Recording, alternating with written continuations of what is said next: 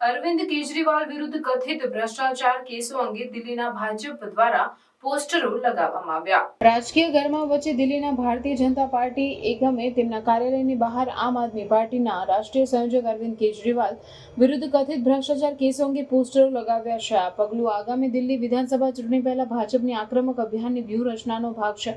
પોસ્ટરો કેજરીવાલ અને તેમની પાર્ટી પર દિલ્હીને ભ્રષ્ટાચારની પ્રયોગશાળામાં ફેરવવાનો આરોપ લગાવે છે, જેમાં તેમના કાર્યકાળ દરમિયાનના વિવિધ કથિત કૌભાંડ અને નિષ્ફળતાઓને હાઇલાઇટ કરવામાં આવ્યા છે।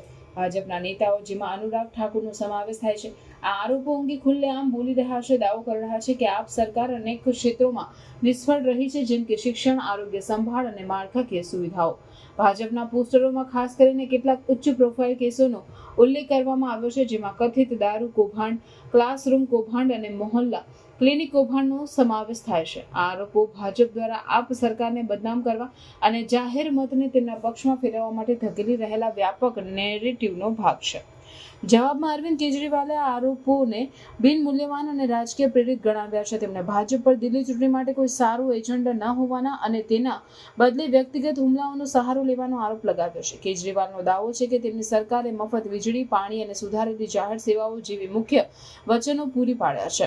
જેમ જેમ ચૂંટણીની તારીખ નજીક આવી રહી છે, આપ અને બીજેપી વચ્ચેનો રાજકીય સંઘર્ષ તીવ્ર બનવાની અપેક્ષા છે।